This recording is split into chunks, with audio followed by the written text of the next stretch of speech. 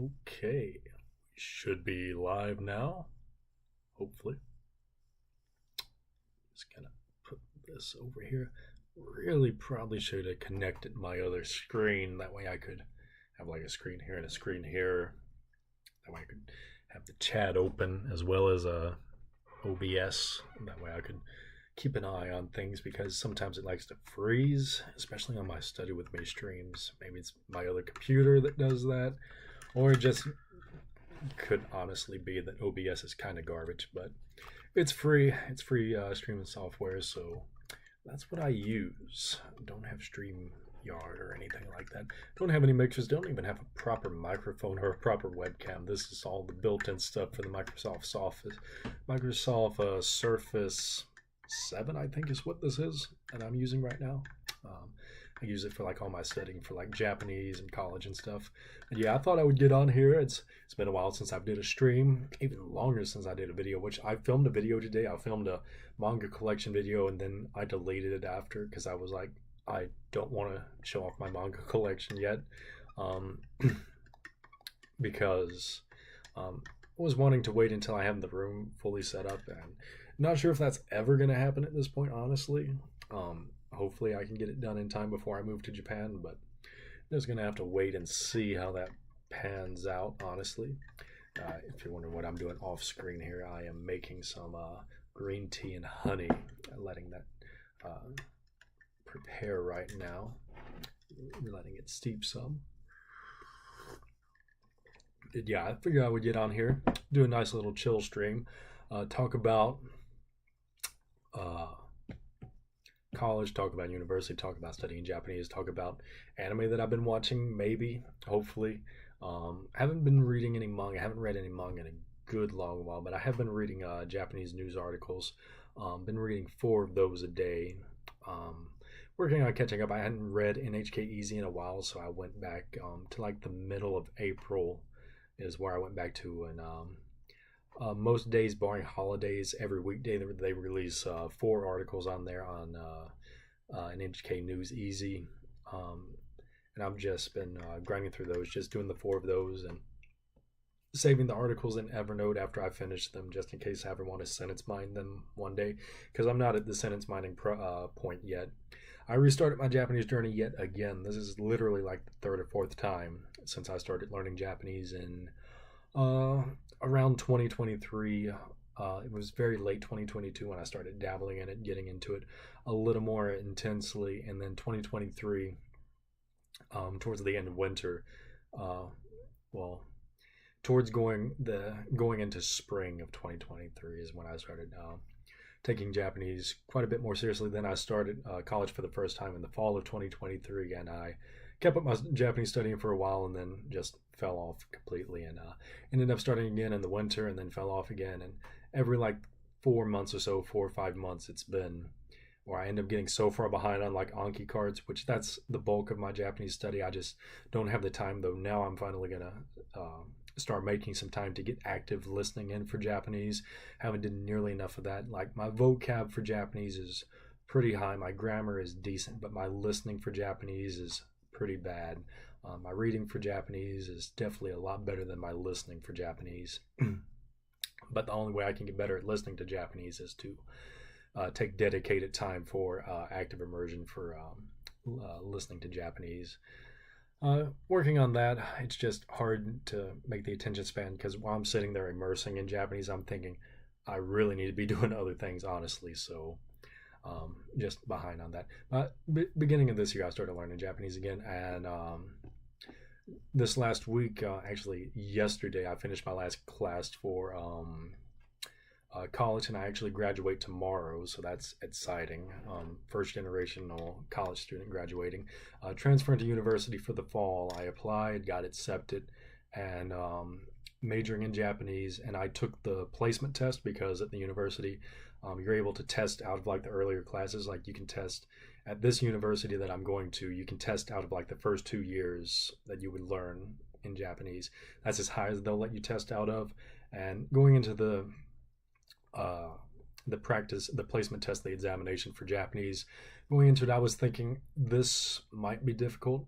So I told my advisor for like the new university, I was like, uh, give me a few weeks to study. I want to try to grind some, and that's what I was doing. I was grinding the Tango N4 deck for Japanese, and uh, going into it, didn't really know what to expect. I wanted to grind more than what I did, honestly. But as soon as I started like the placement exam for Japanese, I was like, this is so much easier than what I was anticipating for it to be. It's quite literally, if that's literally all you learn in the first 2 years of university Japanese, that is honestly pathetic. I would put the level of the Japanese for the placement test.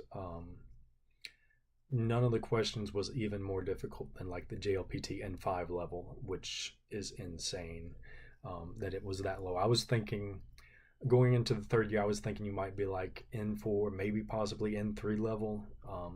But placing out of the first 2 years of university Japanese, that was very exciting to do. I placed into the third year, the highest year that you can go into. So that was really exciting. And it was just so easy. Like I was flabbergasted going into the test because prior to the test I was really nervous because it's like I didn't know what to expect. I had taken the JLPT N5, I passed that. I took the N4, I failed that because I didn't have took a lot of time off of studying Japanese. And again, like I said, with my Japanese, it's been I grind it for like 2 to 3 months, and then I just take 4 or 5 months pretty much off of Japanese, and that's the way it's been these last couple years with like studying Japanese, because I get busy, I get behind on flashcards, and at that point, once you're more than a couple weeks behind on like Anki and your flashcards, you may as well just start over because it completely messes with the reviews. So that's what I've been doing, but I've been steady with it so far this year. When I got back from Japan in the middle of January, I grinded the N5 deck, I grinded the N4 deck. I finished both of those, and I've been working on the N3 deck now. But yeah, as far as going into the university placement exam for Japanese, good. I wish I could remember um, some of the stuff from it, but it was like really, really easy. It covered everything. It didn't have any listening portion, and it wasn't any actual writing. It was like everything in it was multiple choice. So it's just like the JLPT in that aspect, but barring the listening portion. There was a portion where it had like it was more than like a paragraph. I believe it was like a few paragraphs long in Japanese, but it was really easy Japanese. Some of the katakana in that, some of the words that was written in katakana was really strange because they wrote. There's one of the characters' names in that like short story or whatever where it was their name was written in katakana, and I wasn't sure what it was at first. But as I read like into it, it's like, all right, well, that's just the person's name. For some reason, it's written in katakana, even though it's a Japanese name.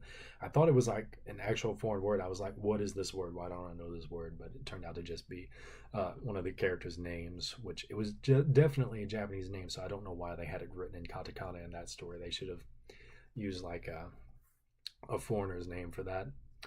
But yeah, there was a story portion, there was a grammar portion. It was like, what is this kanji in hiragana?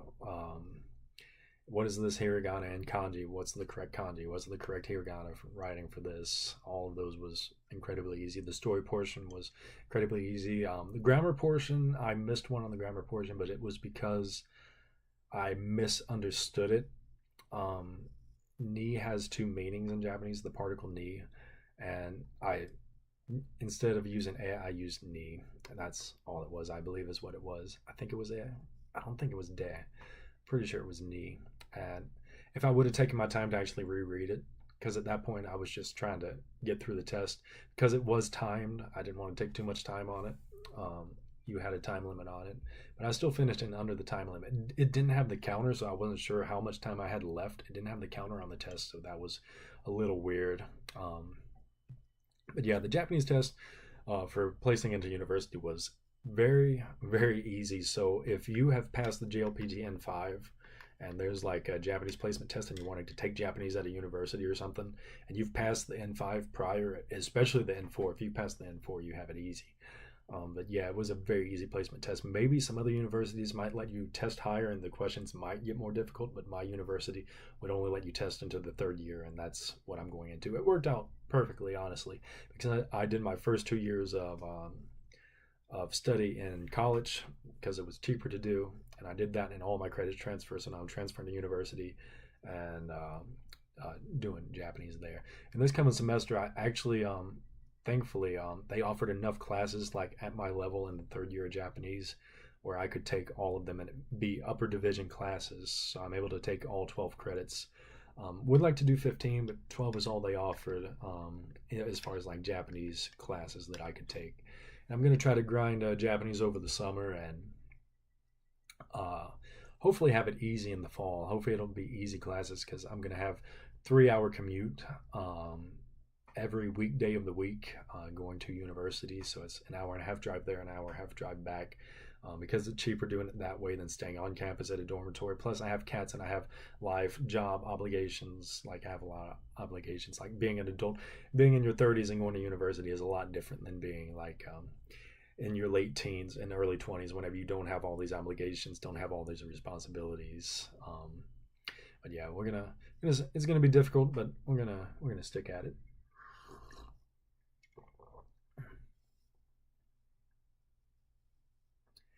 Well, I've had a lot of careers where you did driving. Whenever the I was a telecommunications technician, which basically I worked on cell phone towers. Whenever the tornadoes went through Oklahoma and tore up Oklahoma City in 2013, I had to drive from Nashville all the way to Oklahoma City and repair some stuff on some towers and basically drive back. So I'm used to driving. Driving's not that bad. It takes, like for my normal job, it's about an hour commute each day, an hour driving there, an hour driving back. I live way out in the woods, so an hour commute isn't that bad for me, honestly. And to go to any major city, it's at least like an hour and a half to 2 hours, depending on which major city I want to go to. So, yeah, driving for me is not that big a deal. It's just the time commitment. The time commitment for me is going to be the most difficult thing, especially like having two jobs. I'm going to try to manage all that while I'm doing it. But yeah, looking forward to university in the fall. Taking the summer off. Hopefully, going back to Japan this. I'm aiming for July. Honestly, I was wanting to go like in May, but being a responsible adult, the better choice would be going in July for financial reasons. It's more time to save. Also, not sure if I'm going to. The original plan was for 3 weeks, but again, financially, I don't know if that's feasible to take that much time off of work and afford the trip comfortably. So I may have to lower it down to just a 2 week trip in July. I'm I have been considering pushing if I have to lower it from 3 week trip down to a 2 week trip. I'll probably just push the 2 week trip into August. I'm thinking about doing that. That way I can go to Kamikit in Tokyo while I'm over there because I went last year and that was my first time going to Kamikit post pandemic and it was fun. So I'd like to go back again if I can.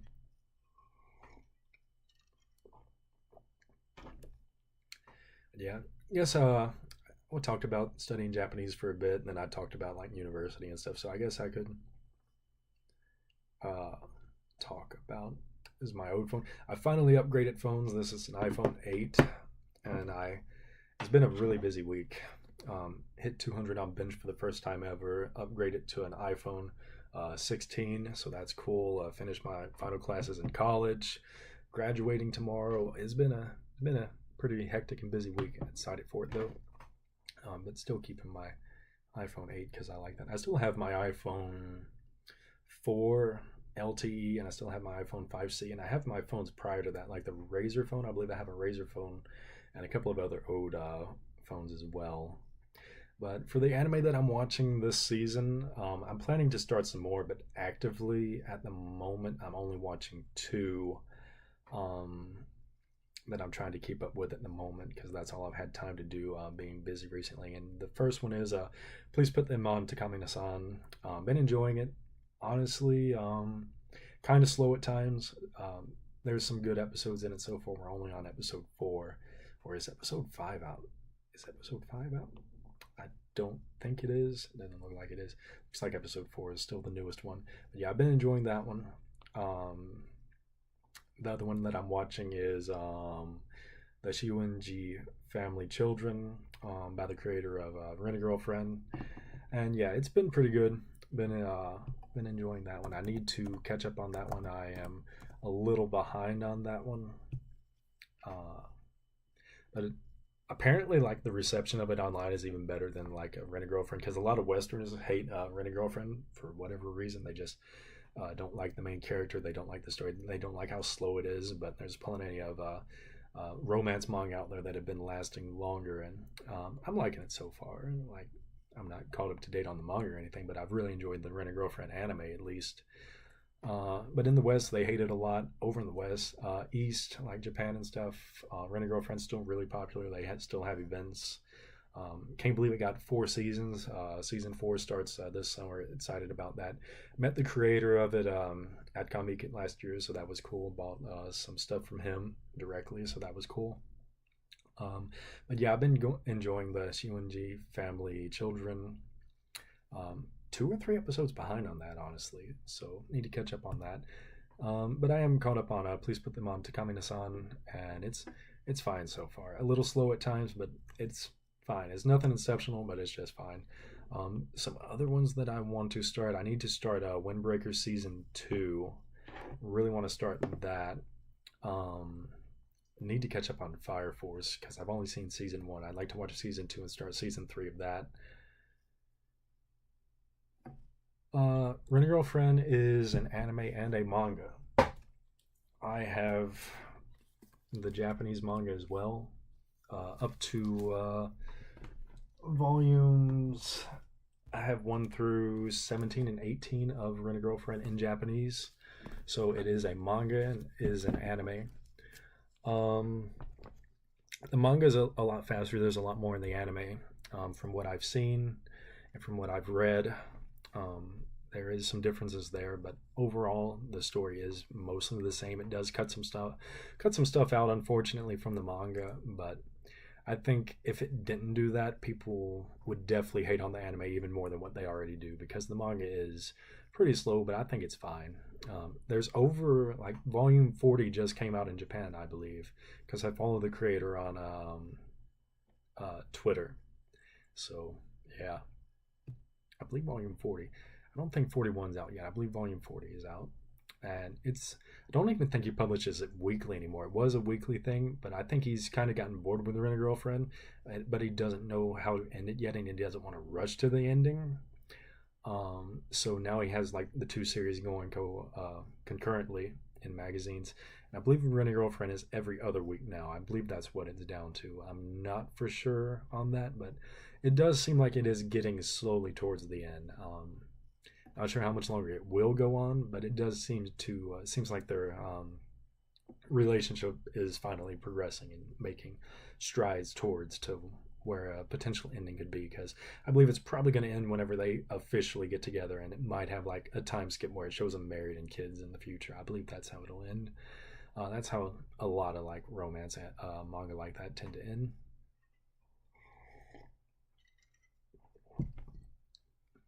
But yeah, I'm wanting to start Fire Force, like I said, and Windbreaker, like I said, season 2 of that. I've seen a lot of stuff today for Windbreaker on Twitter, so that's got me more excited. I kind of want to go back and rewatch season 1 because when I watched season 1, I watched it in English subtitles, so I would like to watch it in Japanese, just raw Japanese. Either no subtitles or Japanese subtitles, if I can find that option somewhere, would be ideal.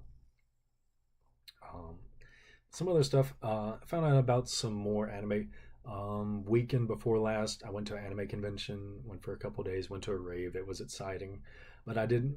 There was like a bunch of isekai panels that me and my friend went to, and did find out about some new isekai that we kind of want to watch. My friend actually, he was only able to go Friday because he had to pack up because he's actually going back to Japan. Well, he should be coming back to the States, but he went for like a 2 week trip with his brother over to Japan to just stay in Tokyo this time. But he should be getting back next week, I think, is when he gets back. So you get to talk to him about that, see if he did anything cool or exciting. But whenever we was at the anime convention, we went to a bunch of isekai panel because that was the theme of the anime convention this year. It was like isekai theme, or born in another world, from another world. That was the theme of the convention this year for MTech, and they had a bunch of isekai panels. So found out about a couple of new anime I want to watch, and one of them is the Red Ranger becomes an adventurer. What's the full title? Isn't it? The Red Ranger becomes an adventurer in another world. want to watch that one for sure. And the other one is it's not on Crunchyroll, so I gotta bring up the title somewhere else. It was The Executioner and Her Way of Life. That was the other one. I believe that one's on Amazon Prime, so I'll have to watch that one somewhere else. But yeah, those are the two that I found out for isekais that I want to watch. But I know there's some more for this season that is airing currently that I want to watch. Let me see if I can bring up simulcast. The Apothecary Diaries. Definitely want to watch that. I'm probably gonna watch that on Netflix because it should have the Japanese subtitles. I should be able to watch that there. I'm gonna go through the list right quick. Fire Force, Windbreaker, Takamiya-san. Nope, nope. Witch Watch. That's one that I wanted to watch. That one's on Netflix. I really want to watch that one. I haven't had the time to start it though. I might try to binge that tonight. I do need to get to bed at a decent time, so I'm probably not going to be streaming for too much longer. I usually try to do these streams for around 30 minutes. That seems to be a good amount of time for me to set aside in order to just relax and stream a little bit. But yeah, Witch Watch is one that I really want to watch. The other one is, what's the full name of it? Kowloon Generic Romance. I believe that's the name. Isn't that based? Is it based on? Is that Japanese? Yeah, these streams are mostly like vlogs. Yeah, the Generic Romance anime. I want to watch that one. Ninja and an assassin under one roof. That's one that I've seen that like some stuff from that I really want to watch that one. And that might be it for the ones that I do want to make time for. Obviously, I would love to watch more if I can make some time for it, but those are the main ones that I want to watch from this season currently, this season that we're in now. There's definitely some more for the summer, like Rent a Girlfriend season 4. That one's high on my list, and I know there's some more that come out this summer that I do want to watch for sure. As far as Japanese manga, I haven't really read any. I discussed at the beginning of the stream that my Japanese reading, pretty much all I've been reading is NHK Easy News, and I've been reading four articles a day on that. That's pretty much all the Japanese reading I've been doing. I've been reading some regular books like self-help and productivity. I've been reading the Subtle Art of Not Giving a Fuck because I bought that one recently. Been reading on that one. I finished recently Eat That Frog. Finished that one. Another one that I got that I'm planning to start probably this month is Essentialism.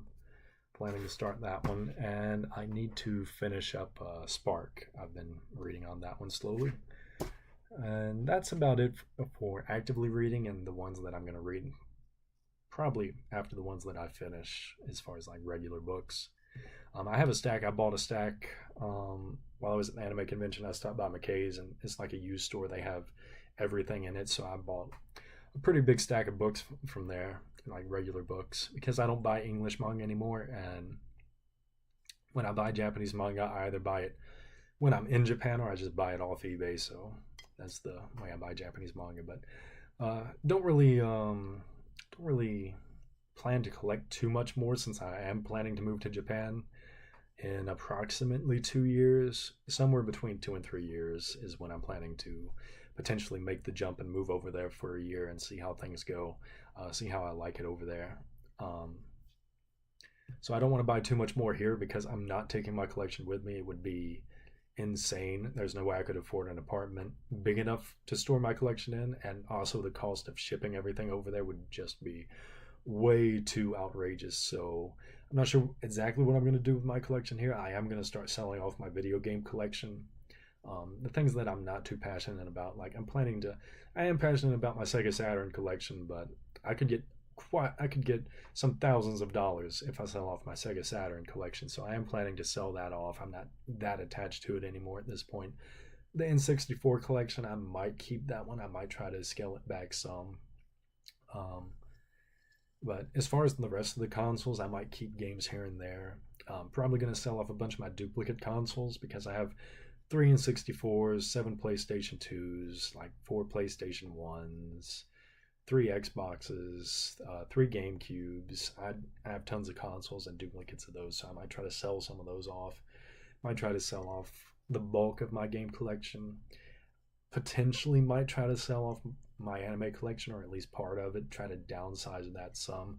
I really don't want to get rid of too much of my manga. I would like to keep most of that, but there's some that I might try to get rid of that might be like high value, like Red River, Vagabond volumes. Might try to get rid of those. There might be some more that I might try to get rid of, because my goal is, whenever I upgrade from an apartment potentially into like a regular house in Japan, I'll probably start collecting over there again, and it would just be cheaper to just rebuy my collection over there in Japanese and then ship it over there from over here. It would just be cheaper, because you can buy manga. Most manga in Japan is like really cheap. You're talking like less than $1 for most used manga. You can go to Mandarake or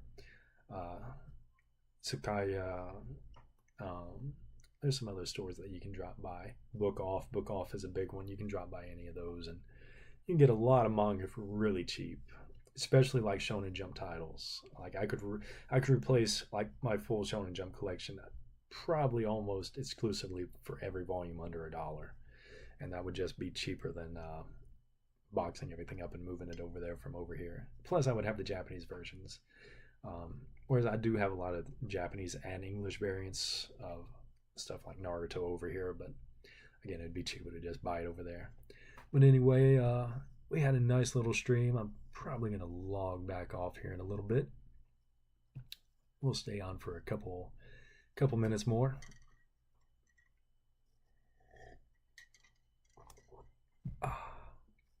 Enjoying some green tea. I'm going to try to get to bed at a decent time, because I have graduation early in the AM, but tomorrow night I got to work from 6 p.m. to 6 a.m. at work, and the day after.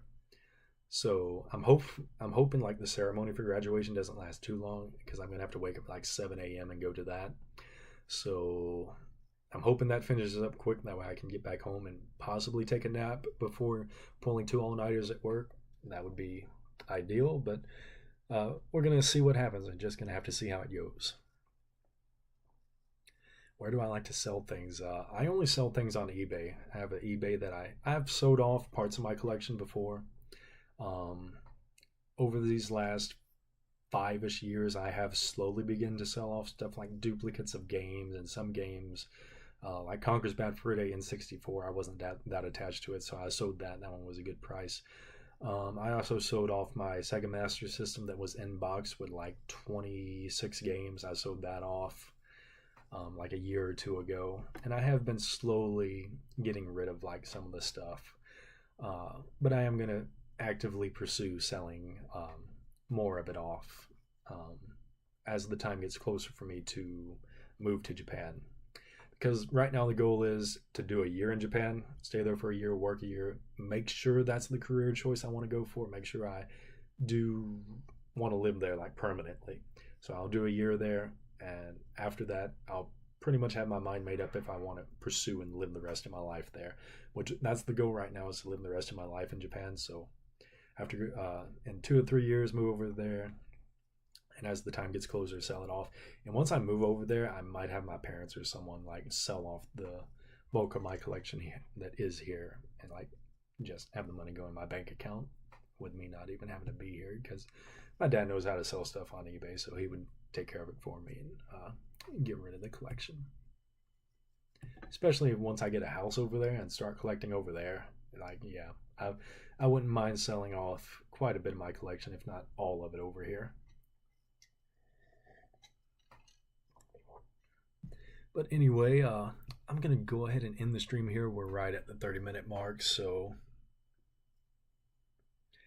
yeah, I'll probably make a video whenever that time comes. Whenever it comes time for me to start selling off manga, I'll probably make a video. Like, I'll put up like multiple listings. I'll put up a lot of listings, then I'll make a YouTube video saying like, all of these are on sale. You can go and bid on them or buy it now, or whatever I end up doing at that time. So yeah, I'm gonna go ahead and end the stream here. I gotta get to Japanese study. For Japanese, it's let me pull it up right quick. I am at my immersion times are awful on Japanese studying. I have an Excel spreadsheet that Stevie JS3 shared on his YouTube channel. I am up to 2,322 sentences in Japanese. That's as many sentences as I know. And yeah, the minimal to be at least kind of fluent is like 10,000, so I'm like way off from that. But yeah, I'm going to go ahead and end the stream here, so I will see you later.